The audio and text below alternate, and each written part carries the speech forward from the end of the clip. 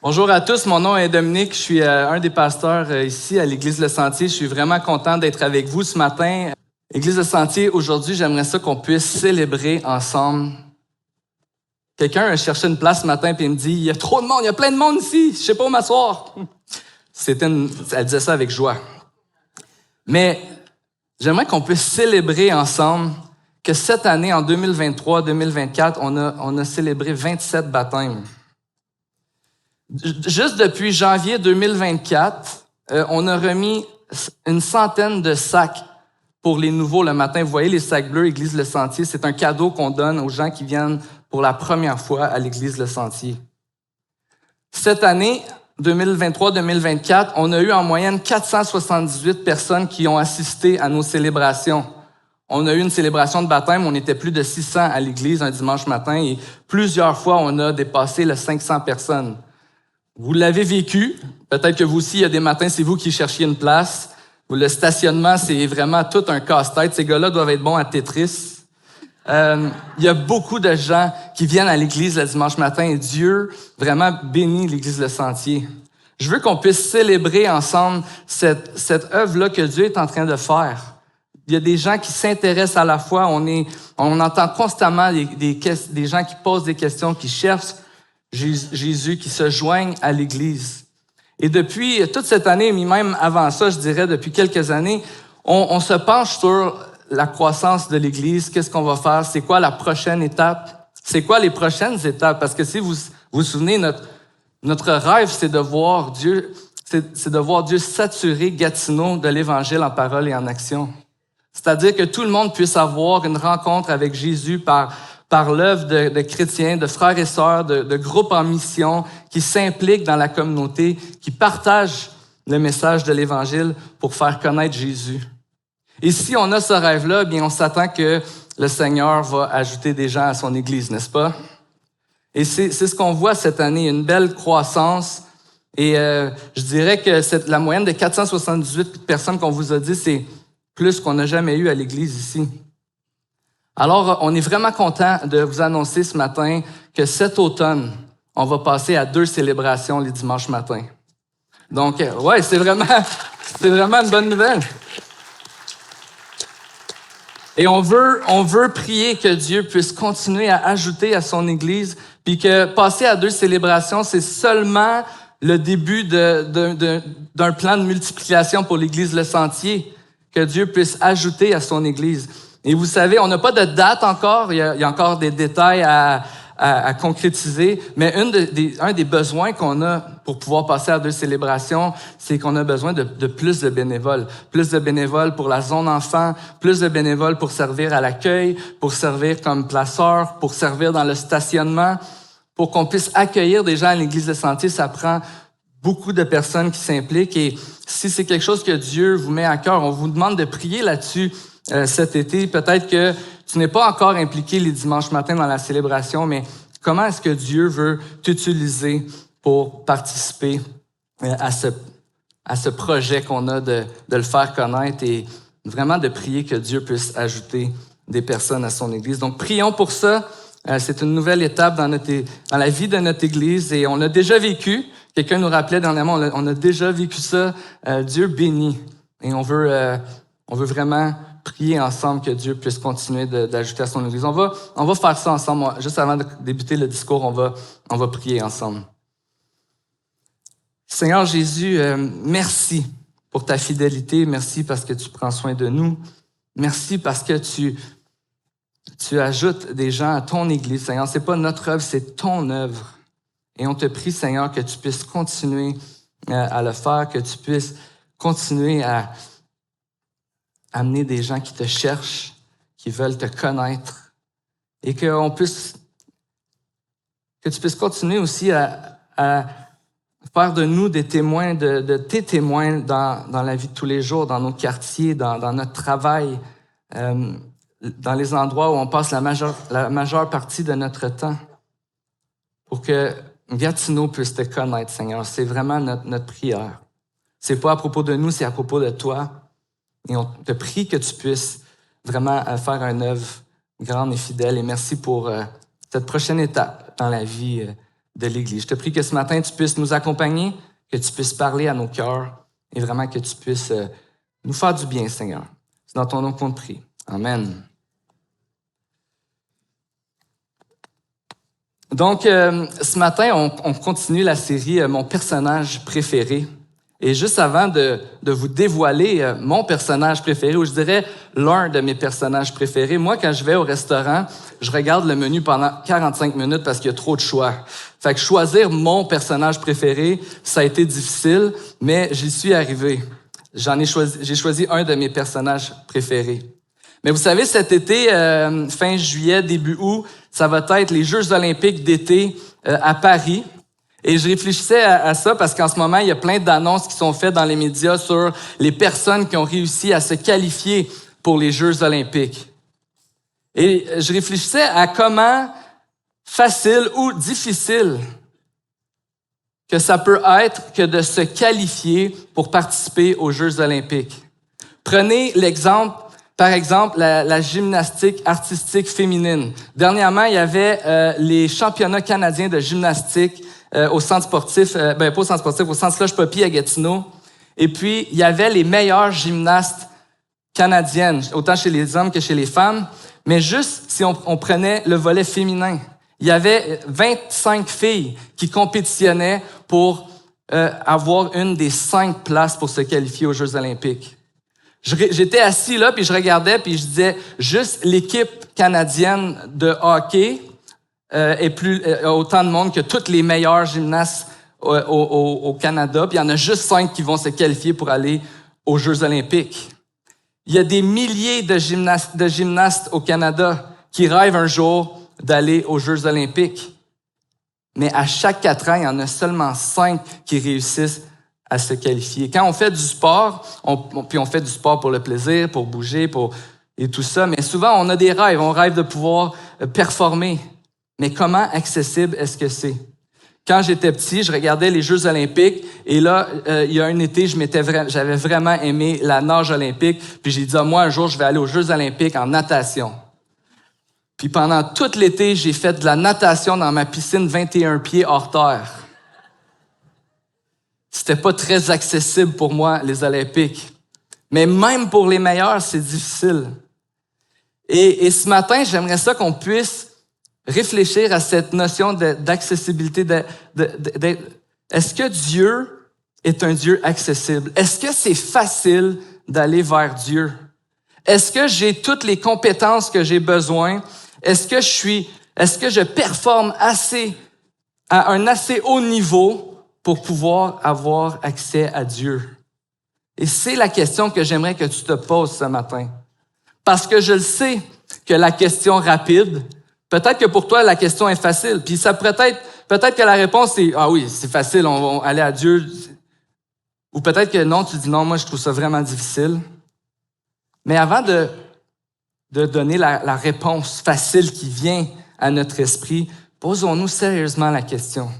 Est-ce que c'est facile d'aller à Dieu? Est-ce que Dieu est accessible? Et pour ça, j'aimerais ça qu'on puisse regarder un de mes personnages préférés. Ici, vous avez vu sur Facebook, il y avait 2 indices. Puis honnêtement, moi-même, je savais pas de quel personnage il parlait quand que j'ai lu les indices. Puis là, ça disait Dominique va nous. Là, j'ai dit ah oui, c'est moi, c'est elle. Donc les 2 indices qu'on avait sur Facebook ce matin, au 6e mois, j'ai trouvé grâce devant Dieu. Et la deuxième indice, c'est j'ai assisté au premier miracle de Jésus. Au 6e mois, j'ai trouvé grâce devant Dieu. Je pense que cet indice-là était là pour nous dévier un peu. C'était au 6e mois de la grossesse d'Élisabeth. Marie a appris qu'elle était enceinte et elle a trouvé grâce devant Dieu.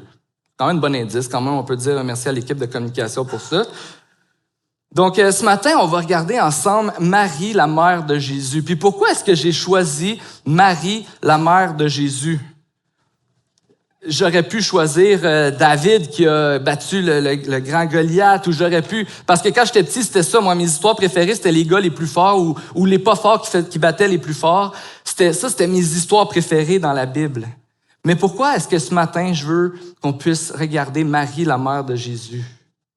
Mais en fait, j'aimerais vous proposer que Marie, la mère de Jésus, est un personnage remarquable.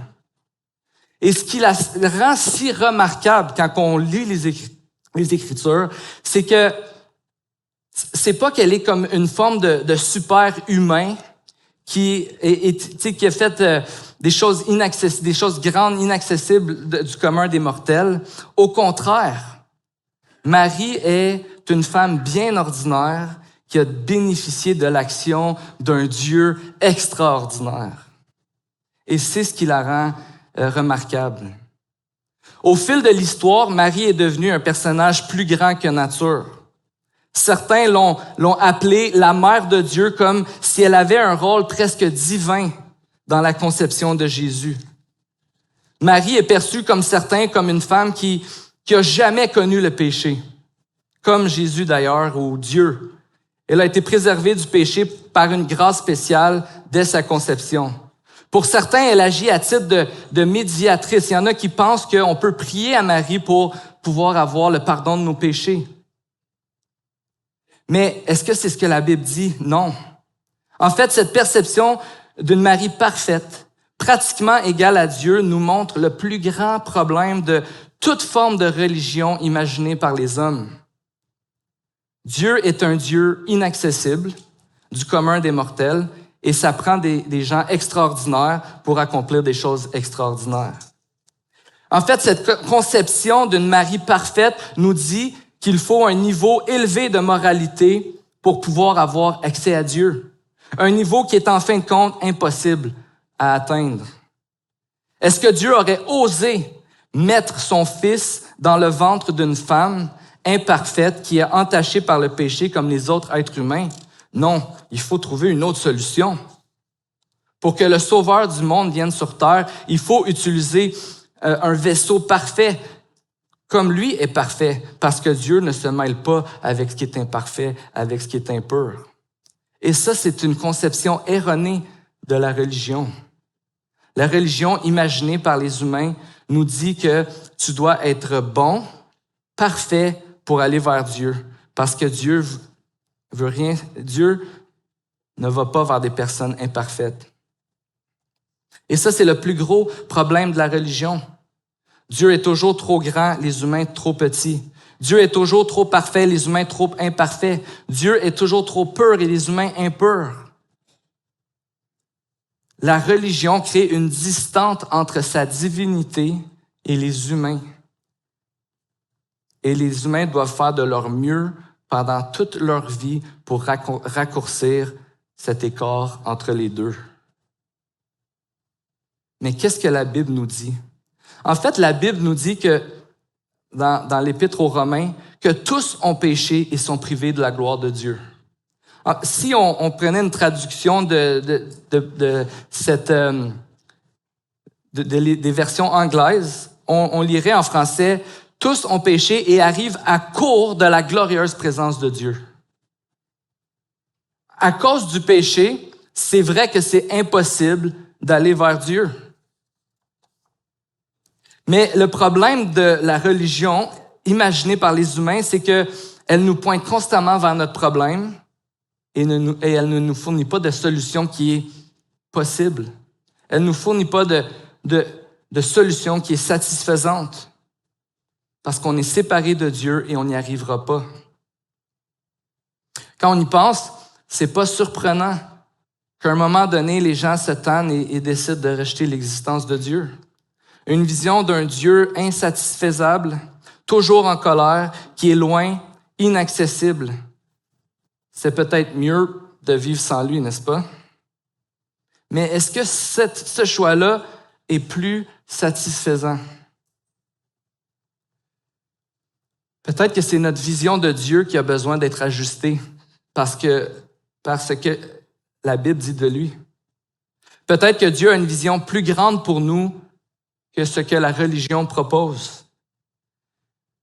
Peut-être qu'au lieu de vivre dans la peur, on peut vivre dans une assurance éternelle. Peut-être qu'au lieu de vivre dans la honte, on peut vivre dans la fierté. Peut-être qu'au lieu de vivre dans l'incertitude, on peut vivre dans la confiance. Peut-être qu'on peut goûter à la joie malgré la tristesse. Et ce matin, on va voir au travers de Marie, ce personnage remarquable, comment Dieu désire vivre en proximité avec sa création et comment on peut y répondre. J'aimerais ça que ce discours puisse être un encouragement pour chacun d'entre nous ce matin. Où que tu en sois dans ta marche avec le Seigneur Jésus, j'aimerais que tu puisses croire qu'on peut vivre dans la joie à cause de ce qu'il a fait pour nous. Et si on a de la difficulté à vivre dans la joie, mais c'est probablement parce qu'on se compte les mensonges de la religion qui nous dit qu'on n'en fait pas assez, qu'on n'est pas assez bon et qu'on n'y arrivera jamais, qu'on a besoin d'être plus.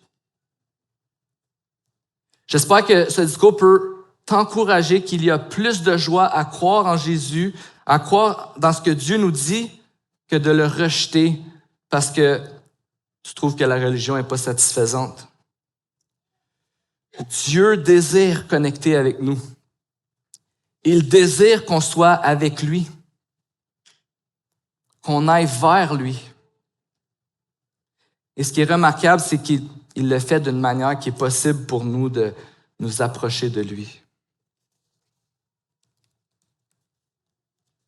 Ce matin, on va voir un texte où Marie se réjouit de ce que Dieu a fait dans sa vie. Mais juste avant de voir ce texte, j'aimerais ça vous lire la rencontre qu'elle a eue avec l'ange au début dans Luc 1, à partir du verset 30.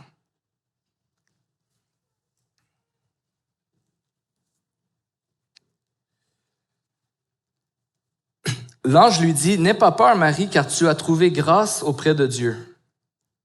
Voici que tu seras enceinte, tu mettras au monde un fils et tu lui donneras le nom de Jésus. Il sera grand et sera appelé Fils du Très-Haut. Et le Seigneur Dieu lui donnera le trône de David, son ancêtre. Il régnera sur la famille de Jacob éternellement. Son règne n'aura pas de fin. » Marie dit à l'ange, « Comment cela se fera-t-il, puisque je n'ai pas de relation avec un homme? » L'ange lui répondit, « Le Seigneur viendra sur toi, et la puissance du Très-Haut te couvrira de son ombre. C'est pourquoi le saint enfant qui naîtra sera appelé Fils de Dieu. Voici qu'Élisabeth, ta parente, est elle aussi devenue enceinte d'un fils dans sa vieillesse. Celle qu'on appelait la stérile est dans son 6e mois.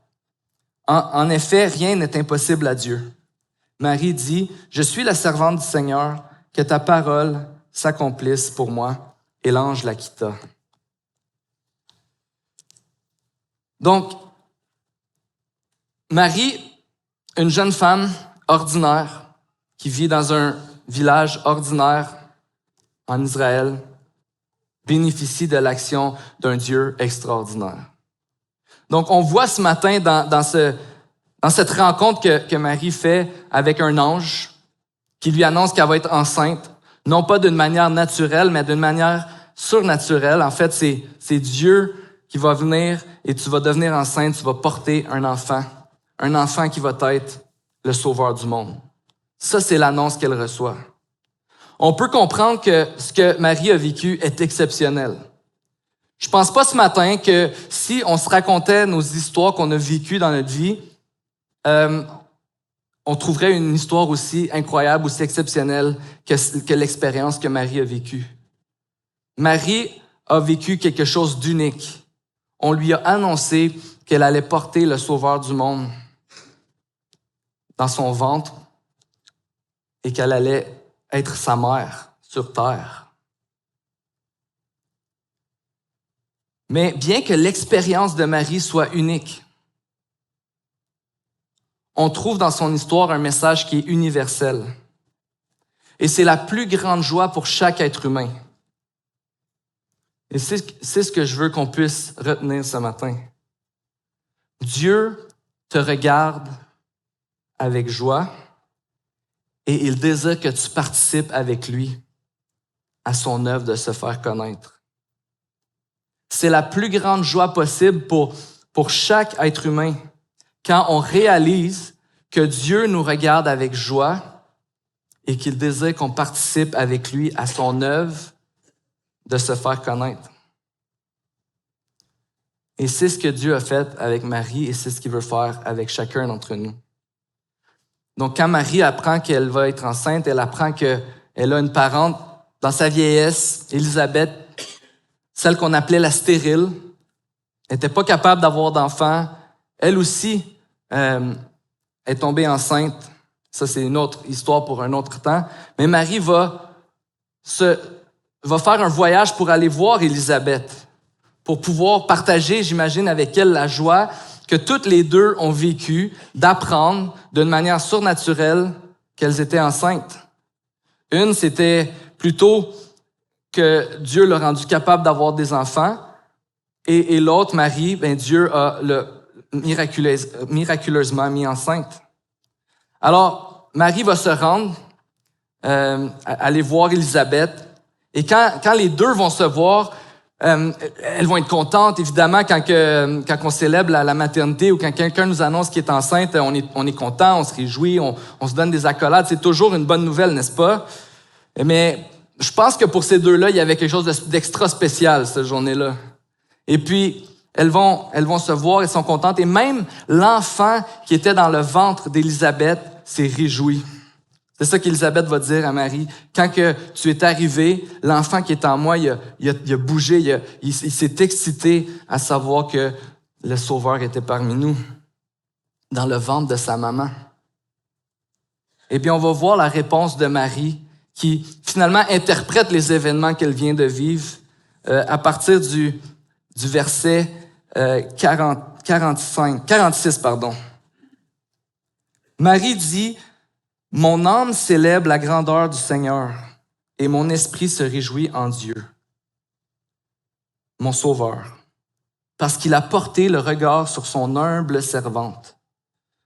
En effet, voici désormais toutes les générations me diront heureuse, parce que le Tout-Puissant a fait de grandes choses pour moi. Son nom est saint et sa bonté s'étend de génération en génération sur ceux qui le craignent. Il a agi avec la force de son bras. Il a dispersé ceux qui avaient dans le cœur des pensées orgueilleuses. Il a renversé les puissants de leur trône et il a élevé les humbles. Il a rassasié de biens les affamés et il a renvoyé les riches les mains vides.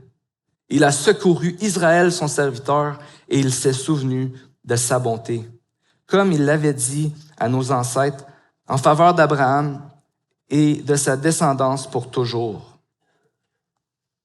Donc, Marie est dans la joie complète. Et ce qu'on voit, c'est que quand elle va commencer à expliquer son expérience à Élisabeth, mais la première chose qu'elle va faire, c'est qu'elle va chanter une louange à Dieu. Elle va partager une louange à Dieu. Tout ce qui m'arrive, ça m'arrive pas parce que je le mérite. Ça m'arrive parce que j'ai un Dieu extraordinaire. Ça m'arrive pas parce que je comprends, ça m'arrive parce que j'ai un Dieu extraordinaire. En fait, on va le voir dans ce texte dès le début. Elle va dire 2 fois, mon âme célèbre la grandeur du Seigneur et mon esprit se réjouit en Dieu, mon Sauveur. Et dans la Bible, souvent, on va voir deux lignes de poésie comme ça se répéter et c'est seulement pour renforcer une vérité. Et dans son cas, à elle, c'est « je suis complètement dans la joie de l'œuvre de Dieu, de ce que Dieu est en train de faire. » Et c'est ce qu'elle est en train de dire. Elle adore Dieu parce qu'elle reconnaît que c'est pas à propos de moi, c'est à propos de lui. C'est une louange qui témoigne que les événements qu'elle a vécus, le message qu'elle a reçu, le fait qu'elle porte Jésus, c'est Dieu qui a tout le mérite, toute la gloire pour ce qui lui arrive. Elle loue le Dieu Tout-Puissant, parfait et complètement bon. Et quand on pense à cette notion que Dieu est Tout-Puissant, que Dieu est parfait, que Dieu est complètement bon, peut-être que c'est un des endroits dans ta vie où tu te poses la question, Est-ce que Dieu est accessible? Est-ce que ce Dieu-là est atteignable? Est-ce qu'un Dieu aussi bon, aussi parfait, aussi puissant s'intéresse à moi? Une personne bien ordinaire, bien normale, qui fait son bout de chemin dans la vie. Est-ce que Dieu est dans la joie vraiment quand il me regarde? Mais c'est exactement ce qui pousse Marie à adorer Dieu.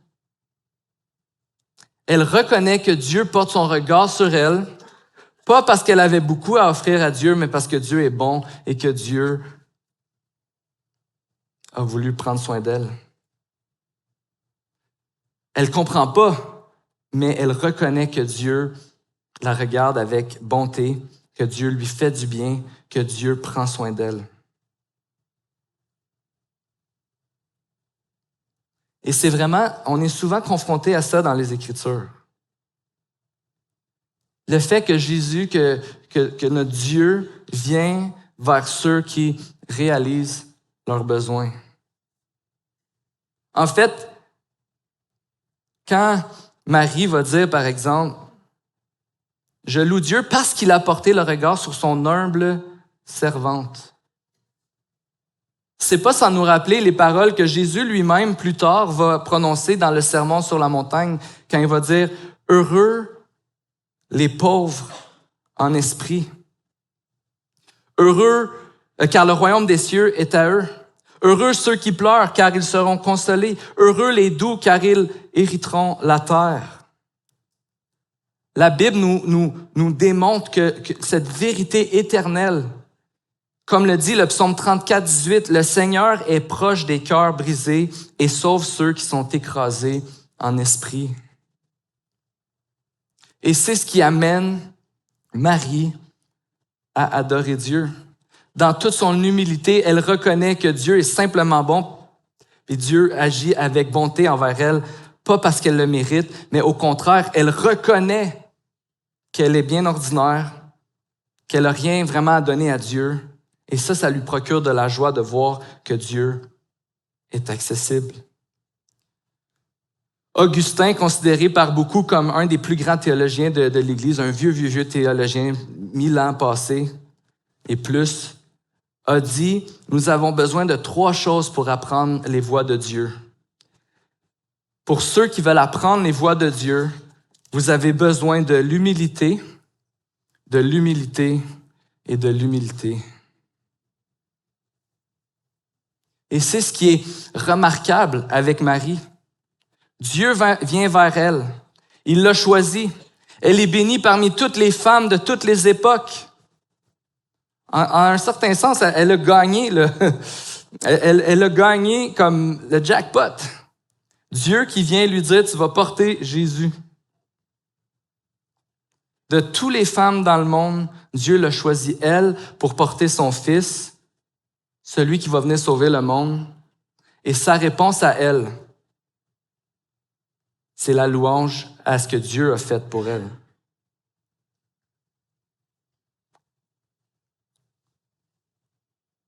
C'est ce qui me fascine. Parce que Marie est un modèle d'humilité. Je dois vous avouer que je me montre fier de bien des affaires pour moins que ce qui est arrivé à Marie. Par exemple, ma game de mini-golf avec ma famille la semaine passée que j'ai gagnée. Ils en ont entendu parler. C'est pas mal d'être fier d'un accomplissement. Marie elle-même est reconnaissante. Elle est dans la joie. Une joie qu'elle s'est empressée d'aller partager ici avec Élisabeth. Mais elle donne tout le mérite à Dieu pour son accomplissement, puis le regard de Dieu envers elle. C'est comme si elle voit que ce qui lui arrive, ça peut pas être moi. Et ça confronte vraiment notre perception parfois religieuse de « je dois être meilleur, je dois en faire plus, je dois m'améliorer ». C'est pas que ces choses-là, c'est pas bien. On veut tous prier davantage, on veut plus mieux connaître les Écritures, on veut plus avoir la victoire sur le péché. Mais en poursuivant cette lutte qu'est la vie chrétienne parfois de vouloir faire le bien alors qu'on a de la difficulté, c'est primordial de toujours se rappeler ce que Dieu a fait pour nous. puis de lui donner le mérite pour ce qu'il a fait. C'est impossible sinon de pouvoir progresser si on ne redonne pas le mérite à Dieu. Parce que si on prend nos actions pour nous rendre fiers, eh bien, on va juste se rendre compte à quel point on est orgueilleux et on est loin de Dieu. Mais quand on se rend compte qu'on est loin de Dieu, on n'a rien à lui offrir, qu'on est pauvre en esprit, c'est ce que Jésus a dit dans le Sermon sur la montagne, c'est-à-dire, j'ai rien spirituellement à donner à Dieu. Mais c'est eux qui vont hériter du royaume de Dieu. C'est eux qui vont pouvoir avoir accès à Dieu quand on reconnaît qu'on a besoin de Dieu. Et c'est vraiment ce qui est fascinant avec Marie, c'est que c'est oui son humilité, mais aussi parce qu'on voit ici le Dieu qui tourne son regard vers nous. Si on se pose la question ce matin, est-ce que Dieu est accessible? Est-ce que Dieu est un Dieu qui est capable de me regarder avec faveur malgré toutes les difficultés que je vis? Eh bien, on voit Dieu le faire ici. Il va offrir, donner, si on veut, la plus grande des missions à une jeune fille, très bien ordinaire au regard des êtres humains. Mais Dieu, il dit, tu es béni et je veux connecter avec toi. Et c'est un message pour chacun d'entre nous. Dieu veut connecter avec nous. Dieu est un Dieu accessible. Dans un sens, sans Dieu, c'est impossible parce que, comme on a lu tantôt, on est privé de la gloire de Dieu à cause du péché, de la présence de Dieu à cause du péché. Mais dans un autre sens, à cause de Dieu qui vient vers nous, chacun d'entre nous, on peut aller à Dieu tel que nous sommes et lui donner nos fardeaux. Et Dieu nous accueille. Et Marie est dans la joie pour tout ce qui arrive. Et quand elle regarde cette situation-là, elle dit, Dieu agit en ma faveur. Et on voit la confiance qu'elle a en Dieu, qui vient vers elle et qui agit pour elle. Et ça, c'est quand même intéressant parce que si on regarde l'histoire de Marie, le fait de tomber enceinte de Jésus, ça avait le potentiel de devenir très compliqué pour elle. Marie n'était pas encore mariée, elle n'avait pas eu de relation sexuelle avec un homme. C'était impossible pour elle d'avoir des enfants. Mais c'est sûr que quand les gens allaient apprendre qu'elle était enceinte, en commençant par son fiancé Joseph, mais elle courait des grands risques. Pas seulement de perdre son amoureux, de son futur mari, mais ça signifiait aussi à l'époque pour une jeune fille la sécurité économique. Ça signifiait aussi qu'elle pouvait vivre peut-être de la honte quand les gens allaient apprendre qu'elle était enceinte et qu'elle n'était pas mariée. Ça pouvait être vraiment compliqué pour elle. Et on voit même que Marie, la mère de Jésus, va souffrir grandement de voir son fils sur la croix. Mais dans tout ce qui lui arrive, on voit une jeune femme qui met sa confiance en Dieu. Une femme qui le loue parce qu'il agit pour elle et non contre elle. Elle reconnaît que ce que Dieu lui annonce, c'est plus grand que ses propres circonstances et que si Dieu m'utilise pour accomplir son plan de sauver le monde, mais il va aussi prendre soin de moi. Si Dieu veut se faire connaître au monde puis qu'il envoie son Fils sur la terre à travers moi, qui va être la mère de cet enfant-là, il va prendre soin de moi. Elle fait confiance à Dieu. Et faire confiance à Dieu dans nos circonstances. Croire que ce qu'il fait pour nous est bon. C'est ça la foi que témoigne Marie. C'est la foi qui est disponible pour toi quand tu vis de l'incertitude. Peut-être que tu vis de l'incertitude dans tes finances. eh bien, est-ce que tu crois que le Dieu qui t'a sauvé, le Dieu qui est venu vers toi et qui s'est réconcilié avec toi, veut prendre soin de toi? C'est un Dieu qui te donne la foi, une foi qui est disponible quand tu pries pour un membre de ta famille, quand tu pries pour un ami, quand tu vis des relations difficiles que tu aimerais voir une réconciliation. On vit certainement des circonstances difficiles. Mais l'attitude de Marie nous rappelle que même au travers de l'incertitude, même au travers des circonstances difficiles, quand on voit l'œuvre de Dieu dans nos vies, quand on voit ce que Dieu est en train de faire et qu'on croit, on met notre foi dans ce que Dieu est en train de faire, alors on peut croire que Dieu prend soin de nous. Quand tu es tiraillé entre faire ce que Dieu veut ou faire ce que toi tu veux, quand il y a un péché dans ta vie qui persiste et que tu as de la difficulté à le laisser aller, puis que tu te dis même que peut-être que si je laisse aller cette habitude ou cette relation ou cette façon de penser ou cette chose que je tiens vraiment difficilement puis que j'ai de la difficulté à laisser aller, peut-être que si je laisse ça, ben je vais être peut-être tout seul ou peut-être que je vais vivre de l'insécurité ou je vais vivre une perte, un manque. Mais Dieu il nous donne tout ce qu'on a besoin pour croire qu'il prend soin de nous dans nos circonstances. Est-ce que tu crois que Dieu agit en ta faveur pour ton bien?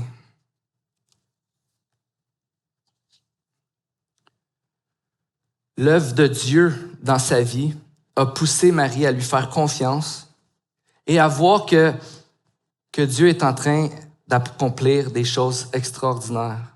Et c'est ce qu'elle va dire à partir du verset 51. Il agit avec force de son bras, il a dispersé ceux qui avaient dans le cœur des pensées orgueilleuses. Il a renversé les puissants de leur trône et il a élevé les humbles. Il a rassasié de biens les affamés et il a renvoyé les riches les mains vides. Il a secouru Israël, son serviteur, et il s'est souvenu de sa bonté. C'est Marie, elle croit que si Jésus est en moi, ça veut dire que Dieu nous a pas oubliés, que Dieu envoie son sauveur. Donc, toutes les promesses qui ont été faites d'un sauveur qui allait venir prendre soin de son peuple, qui allait venir prendre soin des affligés, des affamés, des gens qui étaient dans le besoin, qui allait venir confondre les orgueilleux, les gens qui vivent dans le mensonge. Toutes ces promesses-là, eh bien, elle fait juste dire, ben c'est sûr que Dieu va accomplir ça. Parce que l'œuvre de Dieu dans sa vie l'amène à faire confiance en Dieu et à participer à l'œuvre de son royaume. Parce que quand Jésus est venu sur la terre, il est venu témoigner qu'il est plus fort que tout. Il est plus fort que la mort. Il a vaincu la mort. Il n'y a personne de plus fort que Jésus. Il n'y a personne de meilleur que Jésus pour nous donner la joie et la satisfaction que notre cœur désire. Jésus est venu définir la vraie grandeur. Il a confondu les grands et il a tellement, comme on vient de voir ce matin, établi que dans le royaume de Dieu, les grands, c'est ceux qui se font petits. C'est ceux qui se font serviteurs. Il est venu secourir ceux qui sont dans le besoin. Et la certitude qu'on peut avoir, et je vais demander à l'équipe de louange de se joindre à moi, la certitude qu'on peut avoir quand on voit l'œuvre de Dieu dans nos vies, c'est il nous rappelle qu'il accomplit ses promesses. Le meilleur est toujours à venir pour nous, frères et sœurs. La part de Marie dans l'établissement du royaume de Dieu était certainement grande.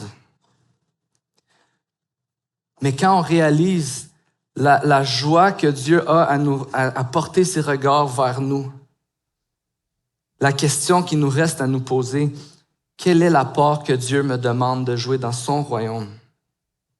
Quelle est la part que Dieu m'appelle à contribuer à son œuvre pour se faire connaître?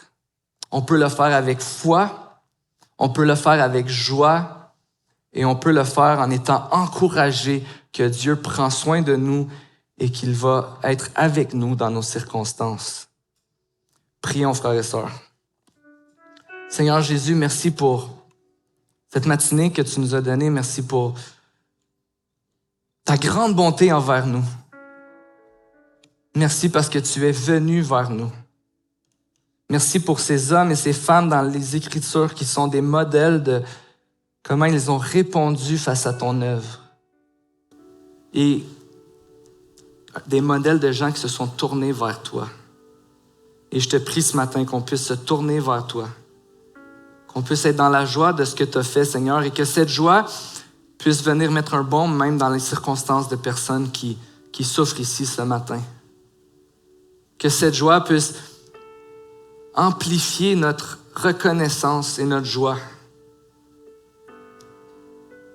Qu'avec toi, on a plus qu'on pourrait jamais avoir. Et que cette vérité puisse être réalité dans nos vies cette semaine.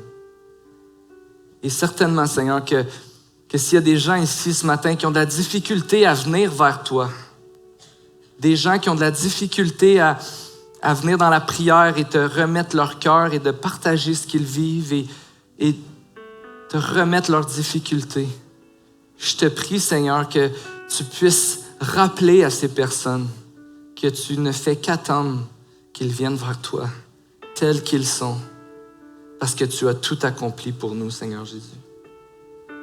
Et on veut te louer pour ton œuvre. Je te prie, Seigneur, que cette joie que procure ton salut puisse nous aider à te servir, à te suivre, à t'obéir